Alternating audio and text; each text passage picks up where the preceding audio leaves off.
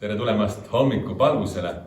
Täna hommikupalvus toimub Pirital siin Topi vastast ja mul on abiliseks siis Mart Metsala koos siis oma pundiga, oma abikaasa Heli ja siis on Jaana päästest ja Õnne-Liis on ka meiega. Õnne-Liina, vabandust. Nemad aitavad ka muusikaga meid siis.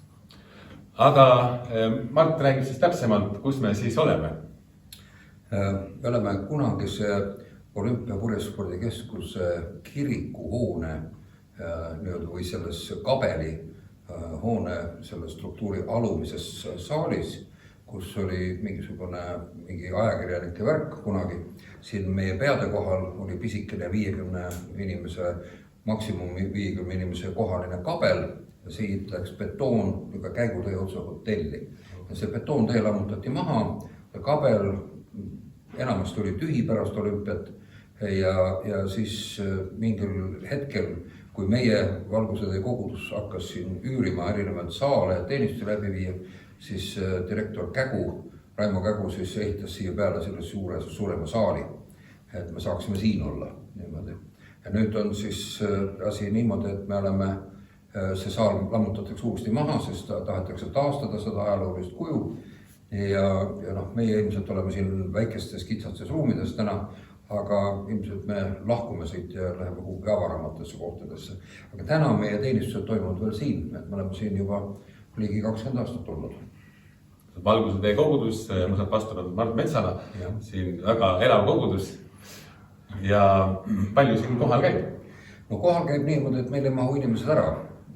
Ütleme, siia läheb nüüd 80–100 inimest, kes kuidas nädalasisesed üritused on tavaliselt hõredamad, sest et siis on inimestel nagu kaugemalt tulla ja palju endalgi toimetusi, aga koguduses on paarsada inimest selles mõttes, et aga meid kuulatakse väga palju väljapool meie oma kogudust. Ühesõnaga, meie teenistused on YouTube'is üleval, meil on küllaltki suur, umbes 300 inimesega piiblikool, mis toimub küll metodisti kiriku ruumides, sest seal on suuremad saalid ja olemas võimalus neid asju teha. Nii et tegelikult meie auditoorium on oluliselt suurem kui see, mis siia saali mahub. Ja ma olen ka kuigi palju kurssi saanud Valguse Tee kogudusega, siin on väga head sõnajagajad ja väga hea Anniga. Aga siit edasi, ma mõtlesin, ma korra uurin ka sinu pere kohta. Sul need abikaasad siin samas kõrval kaasas meiega, mis lapsed ka. Jah, meil on 5 last, nad on kõik tulnud Jumala juurde, ise leidnud oma tee Jumala juurde. Me ei ole mitte ühtegi neist kordagi sundinud kirikusse tulema, aga ei ole neile ajaluputust korraldanud. Nad on kõik oma tiirud teinud selles mõttes, et nad on vaadanud ringi ka väljapoole Jumalat ja elanud ka teistsugust elu ja selles mõttes nad on oma niisugused vabatahtlikud ja teadlikud otsused ikkagi ära teinud. Et me ei usu kellegi ära surnuks rääkimisse või lihtsalt ära pööramisse, sellesse me ei usu üldse. Aga sellesse ma usun, et Jumal saab inimese kätte. See on küll tõsi. Ta on minu kätte saanud ja ta on järjest kõiki meid siin kätte saanud. Ja see on põhjus, miks me sinna täna oleme. Et ta on päriselt olemas, ta sekkub meie ellu. Et meil on siis 5 last, need on kõige noorem saab just homme 30. Ja siis meil on ka lapselapsi nüüd juba 6. Nii et need on, kõige vanem nendest on juba 14 või 15 ja nooremad on 3 tükki siin järjest on 2-aastased. Niisugused rõõmsad põlgerjad. Et meid on. Ja eile, kui ma sulle telefoni teile helistasin, siis mulle tundus, et ma kuulsin laste häält sealt pojal. Ma nüüd edasi loen väikse jupi piiblist, Vanast testamendist ja esimesest peatükist, siis kohe on esimeses Moosese raamatus nõnda kirjas, kui Jumala 6. päev, Jumala 6. loomise päev, 27. salmist. Ja Jumal lõi inimese oma näo järgi. Jumala näo järgi lõi ta lõi tema meheks ja naiseks ja Jumal õnnistas neid ja Jumal ütles neile: olge viljakad ja teid saagu palju. Täitke maa ja alistage see enestele ja valitsege kalad üle meres, lindud üle taeval ja kõigi loomade üle, kes maa peal liiguvad. Jumal andis siis inimesele väärikuse ehk oma näolisuse. Jumal andis inimesele vastutuse ehk valitseda selle loodu üle, kalade, lindude, loomade üle. Ja Jumal andis inimesele ka vabaduse valida, kas kuuletuda Jumalale või mitte kuuletuda. Ja mingil määral mõtlesin, et seda saab ka võrrelda justkui lastega, meie enda lastega, et meie lastel on ka nagu oma vanemate näolisus, kas oma vanemate juustevärv, silmavärv, näo, kuju ja vanemaks saades võib-olla kas ema või isa hääle sarnane toon. Aga neil on ka vastutus, kuidas käituda ja kuidas mitte käituda, kuidas me neid siis õpetame käituma. Ja võib-olla mingid kohustused kodus, mida on vaja täita, et kodu korras hoida. Ja vabadus, kas olla vanematele sõnakuulelik või mitte. Nendes valikud siis kas kurvastavad vanemaid või rõõmustavad vanemaid. Ja nõnda samuti võib-olla saab võrrelda ka seda, kuidas meie Jumala ees oma tegudega kas kurvastame Jumalat oma valikutega või rõõmustame Jumalat. Ja siit edasi saame laulda 2 laulu ja siis Mart Metsala jagab meile ka sõna, jutlust ja siis kuuleme veel ühte laulu ja siis läheb edasi. Laulame esimeseks päris paarkümmend aastat vana loo. Ma tahan ainult kiita sind. Ma tahan ainult kiita sind.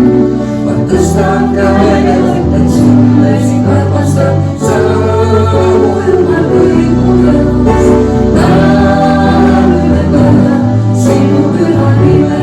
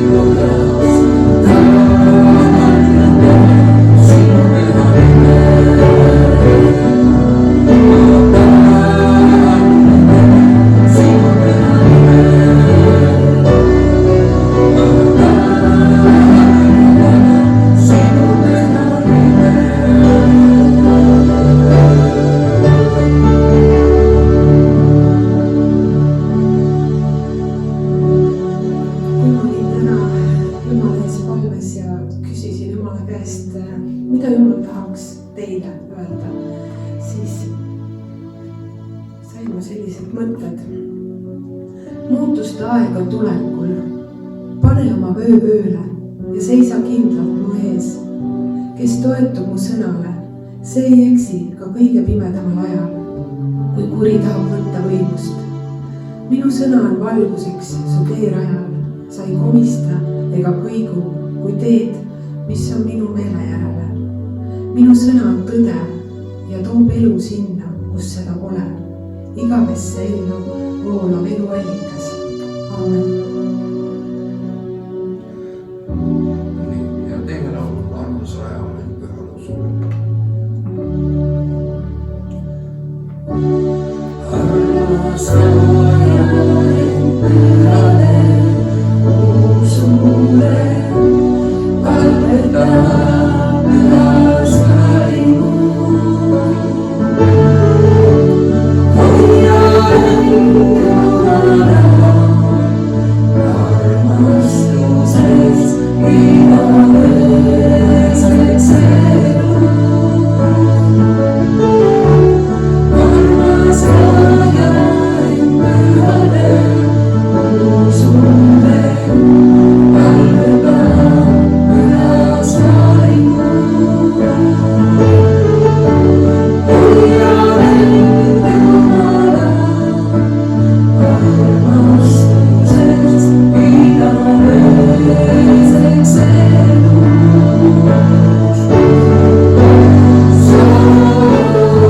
Suured kalmiste Iisraele, nüüd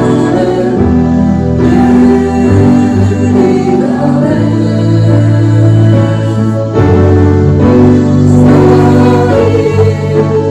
kaitseks siiule kõigist raskustest. Armas rajain pühale usule, valveta pühas vaimu. Hoia Jumala armastuses igaveseks elu. Suured kalmiste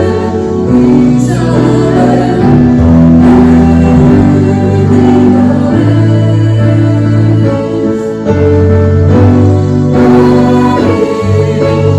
kaitseks siiule kõigist raskustest. Armas rajain pühale usule, valveta pühas vaimu. Hoia Jumala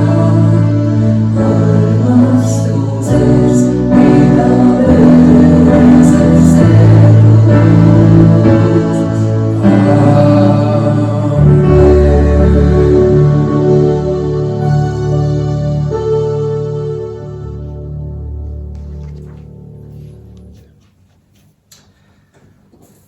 Aitäh teile.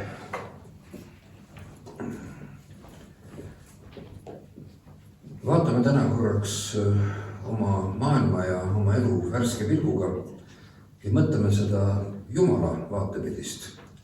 See on midagi, mida me väga tihti ei tee, sest et me arvame, et Jumala põhjused ja loogika on meile üsna kättesaamatud, aga me unustame, et me oleme loodud Jumala näo järele ja Jumal on algusest saadik üritanud olla mitte müstiline, vaid arusaadav just põhilistes osades ja tema eneseilmutused inimkonnale on olnud läbi ajaloo progresseeruvad järjest rohkem ja rohkem ja rohkem. Nii et kui me need kokku paneme, siis me saame äärmiselt huvitava pildi.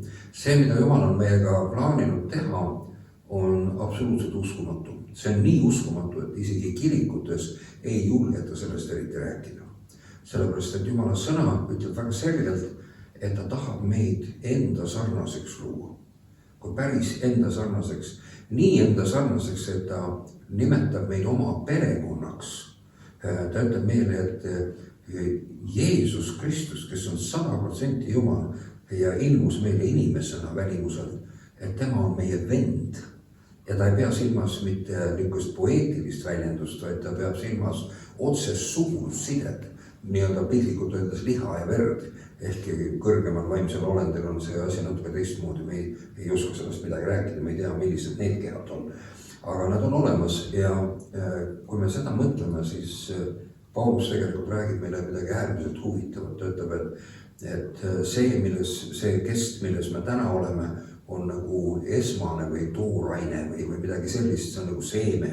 See on nagu see, millest edasi kõik muu tuleneb ja ütleb, et see külvatakse nagu surmas maha ja sealt üles äratatakse hoopis midagi muud. Ja ta võrdleb seda seemne külvamisega, et ma panen tammetõru mulda ja see tammetõru laguneb seal mullas ära, aga kasvab sellest tänu lagunemisele, saab elu võimaluse seal sees ja kasvab sealt hoopis üks väike võsu, mis kasvab võimsaks suureks puuks. Nii et midagi selline võrdlus on tegelikult antud ka inimesele. Et see, mida inimene täna on ta nagu väikene seemnekene. Ja ma ei imesta üldse, et Jumal üritab selle seemnekese sees nagu asju õigeks seada, et see DNA ja mõtlemine ja olemine oleks õige. Et me näeme Jumalalt, et ta loob inimese ja ma räägin seda lugu natukene Jumala perspektiivist ja mida mina saaksin või missugune väljakutse oleks minu ees, kui mina oleksin Jumal. Sest et siis ma mõistan tõenäoliselt, kui ma niimoodi hakkan mõtlema, ma mõistan ilmselt Jumala nagu mõtet väga palju paremini. No, ma võin küsida näiteks, me kõik teame inimesi, kes on näiteks võitnud lotoga tohutuid summasid. Enamik nendest inimestest ei ole seda võitu välja kannatanud. Absoluutne enamik on hävinud, nad on seda raha väärkasutanud, hakanud uimastuid tarbima või tegema mingeid muid hullusi ühesõnaga ja lõpuks nad on lõpetanud vaesuses ja mõnelgi juhul surnud enneaegselt, sest nende sisemus ei suutnud hallata seda, sest et raha ei ole tegelikult muu kui võimendi. Ta võimendab seda, mis inimeses on, võimaldades inimesel teostada seda, mida ta südames kannab. Sama asi on tegelikult võimuga. Täpselt sama asi on, anna inimesele võimu ja rahast sa saad teada, kes ta on, ütleb üks vanasõna. Ja see on tõesti, võim on ju ka võimendi, ta lihtsalt võimendab. Ta annab võimaluse sulle teha seda, näidata seda, kes sa tegelikult oled. Ja sellepärast me näeme, et mõnel inimesel ei tohi võimu anda, ta läheb segi peast. Ta ei ole võimeline seda haldama. No, meil on riigijuhtide seas päris palju näiteid selle kohta. Ka meie kaasajal. No, igal juhul sama asi on näiteks informatsiooniga. Kui me anname kellelegi tohutult palju ja väga detailselt ja täpselt informatsiooni, see samuti on tohutu võim. See samuti annab inimesele võimaluse realiseerida ennast, see on ka võimendi. Mis selgub, et raha on võimendi, võim on võimendi, info on võimendi, tehnoloogia on ka võimendi, eks ole. Ja teadus ja üldse, kõik need asjad on võimendid. Ja kui me küsime, et näiteks, kas me võiksime tänastele maailmajuhtidele anda kätte kogu võimaliku täpse informatsiooni, üldse kõige kohta, kogu teadusliku informatsiooni, kõik võimaliku rahalise ressurssi, piiramatu rahalise ressurssi, energia näiteks, piiramatu puhta energia, kõik tehnoloogia, kõik võimaliku tehnoloogia, teha ükskõik mida ja siis veel surematuse ka. Kas täna oleks see mõistlik mõte anda tänastele maailmajuhtidele selline asi kätte? Ja iga inimene, kellel on natuke arutolku peas, ütleb Jumal hoidku ei, see oleks kohutav, sellepärast et siis muutuks maailm täielikuks põrguks ja inimkonna hukk oleks ilmselt väga lähedal. Miks see nii on? Sellepärast, et inimesed on kurjad, nad on hoolimatud, nad on rumalad, nad on ahned, omakasupüüdlikud, julmad, hoolimatud, lihtsalt täiesti sõgedad peas, nad ei suuda, neil ei ole, nad mõtlevad ainult enesele, nad on enesekesksed ja nii edasi. Ja sellepärast nad ei kvalifitseeru. Aga Piibel ütleb, et Jumal lõi kõik selle, mida ta lõi selle Kristuse kaudu, Kristuse jaoks. Ja Kristus ütleb, et ta tahab seda jagada inimkonnaga. Et see ongi mõeldud jagama inimkonnaga, et inimesed valitsevad seda koos Jumalaga. Aga mitte niimoodi, et nad on nagu teataval määral niisugused mini-jumalad, vaid nad teevad Jumala tahet, teostavad Jumala tahet, ometi olles ka ise vaba tahtega, nad ei ole orjastatud, vaid nad teevad Jumala tahet sellepärast, et nad on ära tundnud, et see on kõige parem. Et lihtsalt ei ole, me oleme kõike muud juba proovinud, kritikult öeldes. Ja nüüd see on midagi niisugust, millest ma saan nagu aru, et Jumalal on väga suur, grandioosne plaan meiega. Nüüd, kui me küsime natuke see valusama küsimuse, aga kas meile võiks täna need asjad kätte anda? no näiteks, armas kaplan, kas sulle võiks anda need asjad kätte, kõik piiramatu võimu ja piiramatu raha, piiramatu energia, piiramatu info. Ma usun, et ausa ja siira inimesena sa ütleksid, et parem mitte. Sa vist ei ole valmis. Et sinus on asju, mis vajavad muutmist. Ja et siin on nüüd see lugu, siin on nüüd Jumala probleem meiega tegelikult. Ja kui me küsime, mis elu mõte on, siis me võime kindlalt öelda, et elu mõte on valmistumine selleks, et me võiksime olla pärija. Ja seda ütleb ka Piibel väga selgesti, ta valmistab meid ette olema Jumala pärija. Ma lühidalt loen seda lugu, mida ma kirjutasin. Mis siis, kui mina oleks Jumal? Missugused väljakutsed mu ees oleks? Kui ma oleksin Jumal, siis ma kasutaksin oma meelevalda, teadmise ja võime, et luua üks imeline maailm. Ma täidaks selle kõik võimalike imede, fantastiliste olenditega ja tahaksin, et see maailm oleks rõõmu maailm, kus ei ole kurjust, valu ega kaotust ega hävingut, et see püsiks kaua läbi kosmiliste ajastute. Seal ei tohiks olla midagi tõeliselt kurja. Kindlasti ma tahaksin varem meelema oma loomingut jagada kellegagi. No, sest et selles tohutus tühjuses, selles meeletu suures universumis, mille suurus võtab meil kõhu lahti, kui me mõtleme, me ei suuda hoomata, kui suur see on lihtsalt nii uskumatult suur, siis selle sees on üks väike pärl nagu see planeet, meie väike maa. Ja me tahaksime seda kellegagi jagada, see on tõesti imeline planeet. Ma ei lakka hämmastumas sellest, kui geniaalselt on see loodus loodud, see on lihtsalt täiesti uskumatu. Aga see olend, kellega ma jagan kõike, see peaks olema väga minu ehk Jumala sarnane. Ta peaks mõtlema nagu mina, ta peaks valdama olulist osa minu teadmistest ja võimetest, et seda maailma koos minuga valitseda ja jagada minu rõõmu. Sellepärast, et kui ta ei saa mulle üldse pihta, siis ta ei ole ka võimeline valitsema. Ta peaks olema teataval määral nagu minu dubleering või ta peaks esindama mind niimoodi, nii nagu Kristus esindas isa. See on väga huvitav. Jeesus, kui Filippus temalt üks toreda küsimuse ütles, et esitas talle, et ütles, et Jeesus, mul on sulle üks väike palve. Näita meile Jumalat ja siis meile piisab. Ja Jeesus vastab talle, et Filippus, ma olen teiega olnud ligi 3 aastat. Sa ikka ei ole veel aru saanud, et mina olen isa, siis on minus, kes on näinud mind, see ongi näinud isa. Ja Filippus ei osanud seda küll uskuda või arvata, et see asi nii on. Ja tegelikult Jumala soov meiega on ka, kes on näinud meid, on näinud Jumalat. Ja ta tahab, et me oleksime niimoodi temaga kokku suranud. Sama asi on see, et ta kutsub meid sellepärast endale lähedale ja see plaan on Piiblis nagu väga-väga selge. Nüüd, aga kui ma loon need inimesed, siis ma pean ju millestki alustama. Ma ei saa luua jumalikke olendeid otse kohe sellepärast, et nendes peavad olema hulk kvaliteete, mida ei saa valmis kujul panna. Nii nagu ma ei saa kedagi sünnitada olümpiavõitjaks. Ma saan eeldustega inimese võtta ja sünnitada, aga ma ei saa kuldmedaliga võitjat sünnitada, see on võimatu. Et ta peab ise oma võimalused ja anded realiseerima, võitlema, nägema vaeva ja kannatama ja siis ta lõpuks on olümpiavõitja, kui hästi läheb. Et sama on tegelikult ka Jumalaga, ta vaatab, meil on väga palju kvaliteete, mida Jumal teab ja vajab, et meie sees oleks. Ja kui mina oleksin Jumal, mul ei oleks mitte mingisugust muud varianti. Näiteks see sama telefon, mille läbi me siin praegu seda kõike näeme, see kaamera, selle telefoni sees elab üks tehisintellekt. Apple'i puhul on see Siri, teiste puhul on see Alexa või mingi muu, mis iganes.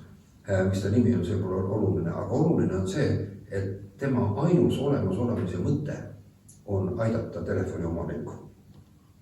Ja väljapool seda ei ole tal üldse mingit funktsioone. Inimesega on samamoodi. Inimese olemasolemise mõte on täita Jumala poolt antud programm. Ta ei saa väljapool seda, tal puudub olemasolemise õigustuse mõte. Lihtsalt eksisteerida. Väga paljud filosoofid on öelnud, et see on lihtsalt piin. Ilma sihit olemas olla, siis on parem mitte olla. Aga Jumalaga koos olla selles otstarbes, milleks on loodud ja olla rõõmustada selle imelise loomingule, see on täiesti teine elu. Igal juhul need kvaliteedid, mida me vajame, on sellised inimesed, kes või need olendid siis peaksid, kellega ma jagan oma loodud, eks ole, nad peaksid olema võimsad, julged ja nad peaksid olema vaprad, aga mitte ülbed ega uhked, vaid alandliku südamega. Ehkki nad peaksid olema väärikad. mitte mingid jõhkardid ega oma enese võimsusest joobunud mingid hoolimatud tübikad, need ei tohiks olla sellised. Nad peaksid omama teenija südant, sellist hoiakut, mis kasutab oma võimekust, positsiooni ja ressursse, et teistel oleks hästi. Seda ka siis, kui ma ise pean millestki loobuma, ka siis, kui keegi ordenid ei anna selle eest, kui keegi teada ei saa. Lihtsalt sellepärast, et ma olen otsustanud olla selline.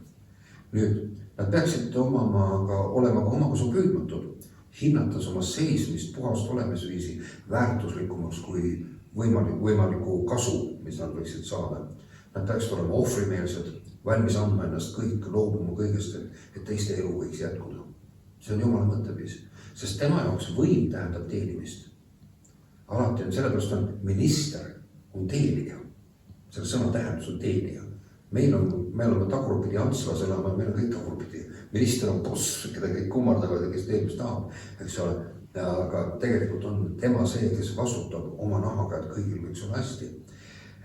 Siis nad peaksid olema õiglased, sellised, kes on mõistnud, et ainult õiglusele rajatud maailmal on üleüldse lootust mingit pikemaks tulevikuks. Sest ebaõiglus lihtsalt hävitab iseennast ja hävitab kõik enda ümber. Nad peaksid olema ehtsad ja ausad ilma teeskluseta ja samal põhjusel, sest valed ja teesklus on tegelikult vigane matemaatika, sellega ei saa ju midagi teha.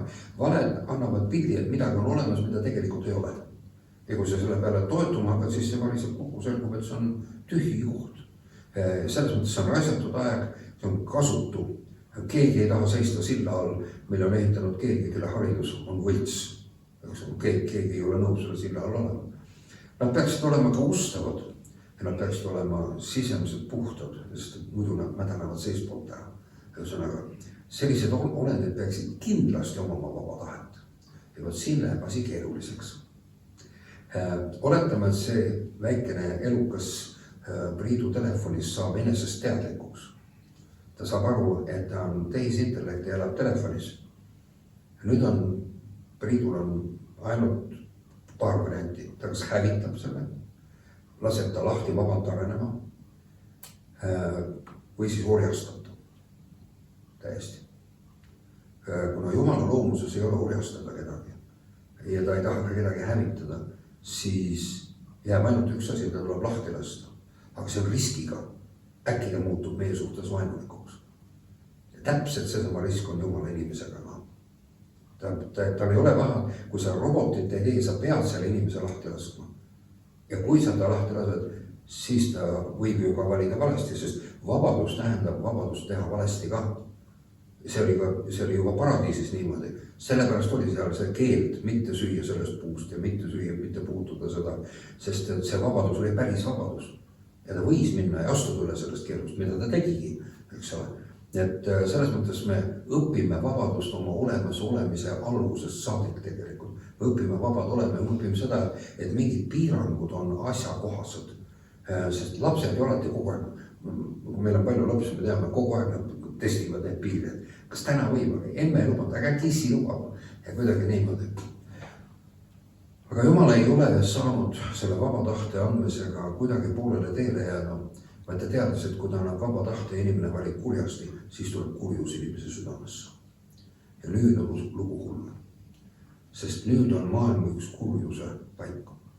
Ja Jeesus ütleb selle maailma kohta, et see maailm on kuradi võimu all. Täiesti, see on tõsi, aga selle valiku tegi inimene. Ja nüüd ometi maailmast ei ole tõde ära kadunud. Maailmast ei ole kadunud Jumalale. Ei ole kadunud puhtus, ausus, õiglus, headus, ustavus, kõik need vabadus ei ole ära kadunud. Ja need asjad eksisteerivad kõrvuti.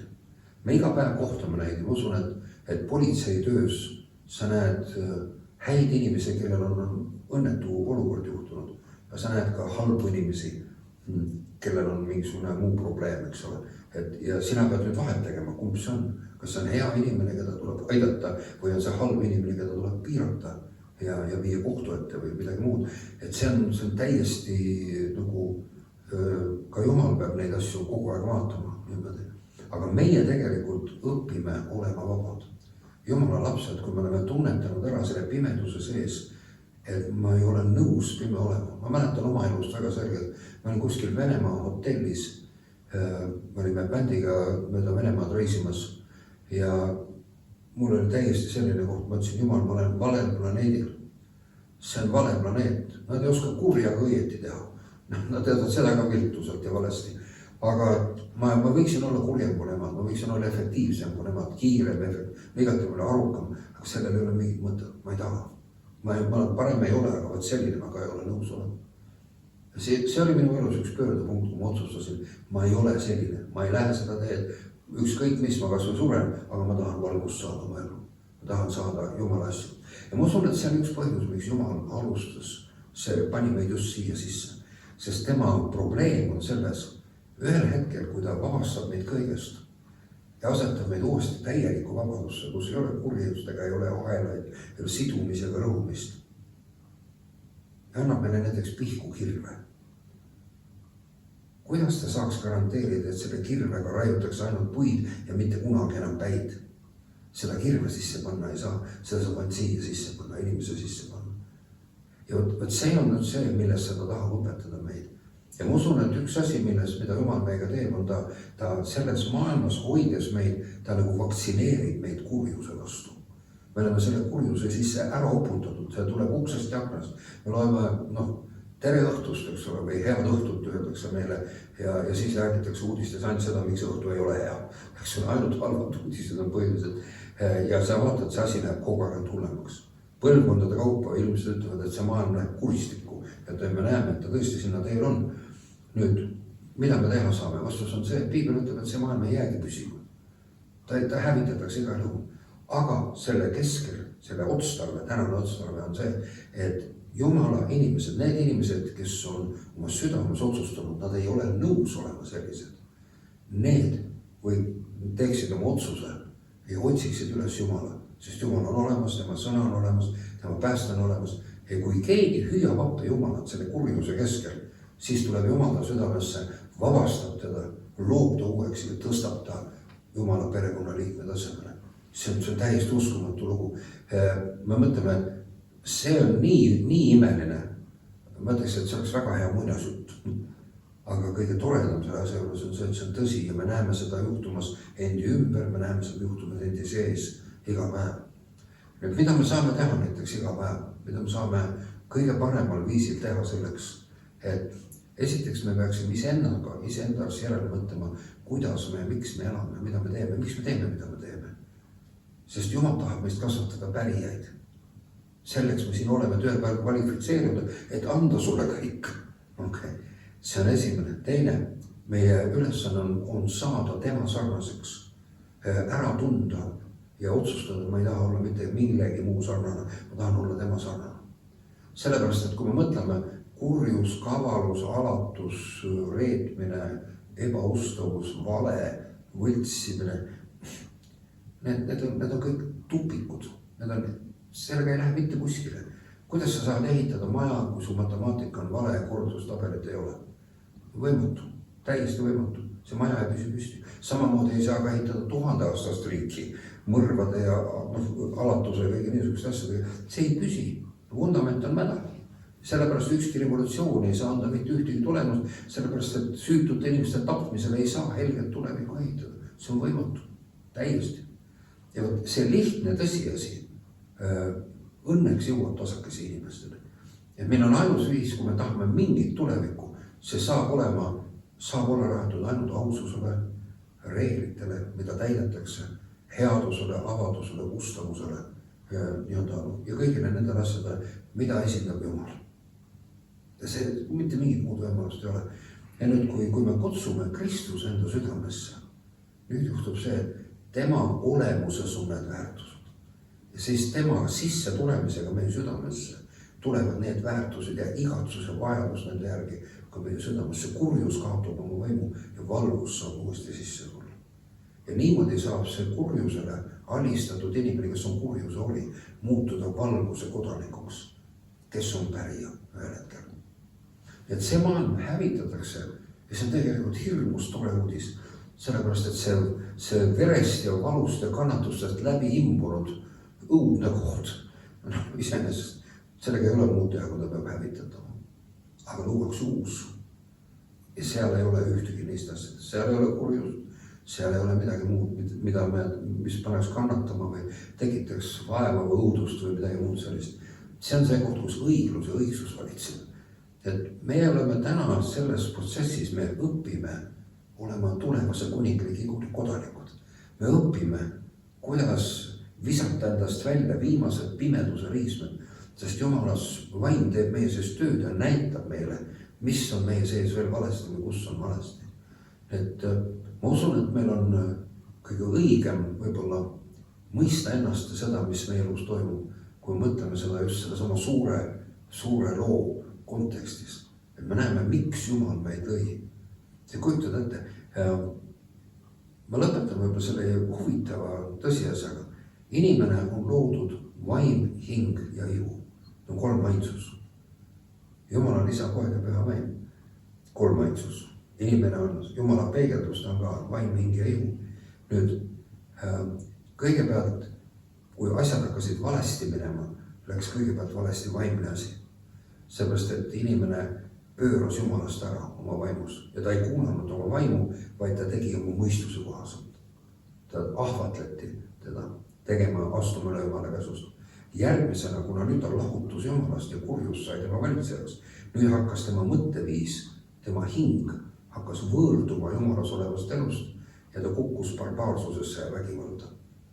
Ja nüüd lõpuks saabus ka füüsiline lahutus Jumalast, ehk eluring lakkas ja inimene muutus surelikuks.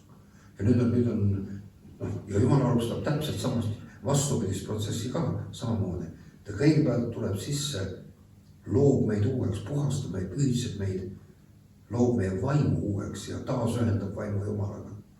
Järgmisena, muide sellega käib kaasas ka igasuguste sidumiste ja muude asjade lakkamine, siis väga tihti inimesed ka tervenevad niimoodi. Lihtsalt haigused lahkuvad ja sest Jumalik olemus tuleb uuesti siia, saab oma võimu nii-öelda inimese sees kätte. Järgmisena hakkame me mõtlemist muuta. Me hakkame õppima Jumala mõtteviisi, kuidas see on. Ja ma ütleks, see ei ole mitte religioosne, vaid see on just nendele põhimõtetele rajatud asi. Ma ei tee nii, vaid ma teen teistmoodi. Miks? Sellepärast, et tema mõtleb nii. Ja ainult selle teisel viisil on perspektiiv. Me mõtleme niimoodi, me harjume Jumala moodi olemist.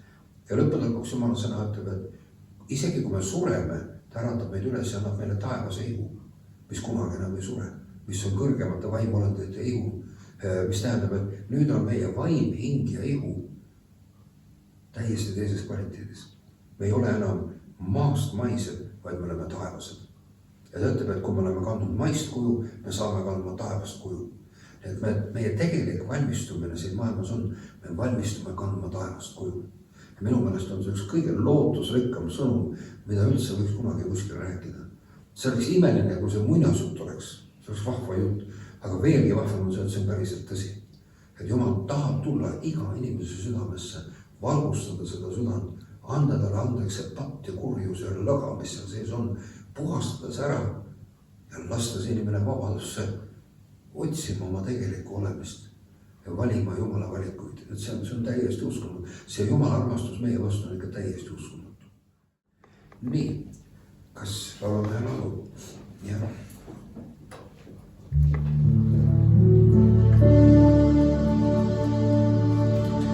Nii, sind ei saa näe, kõrgestuste tuu, minu südame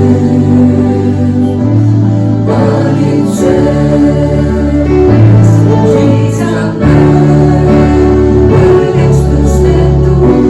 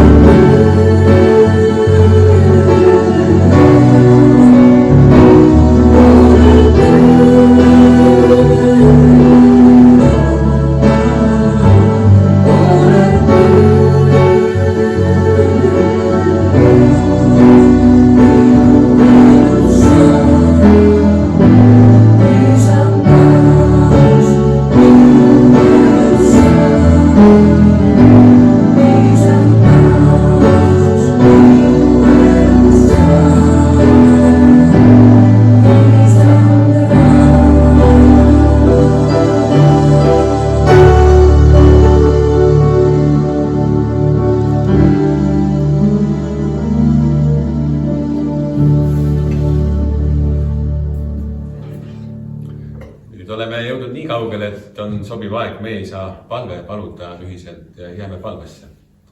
Meie isa, kes oled taevas, pühitsetud olgu sinu nimi, sinu riik tulgu, sinu tahtmine sündigu, nagu taevas nõnda ka maa peal. Meie igapäevast leiba anna meile täna päev ja anna meile andeks meie võlad, nagu meiegi andeks anname oma võlglastele. Ja ära saada meid kiusatusse, vaid päästa meid ära kurjast, sest sinu päralt on riik ja vägi ja au igavesti. Aamen. Ja nüüd jagab Mart Metsala siis õnnistussõnad. Issand, õnnistagu meid ja hoidku meid. Issand, lasku oma pale paista meie peale ja olgu meile armuline. Issand, tõstku oma pale meie üle ja andku meile oma rahu. Jumala isa ja poja ja püha vaimu nimel. Aamen. Minge Jumala õnnistusega.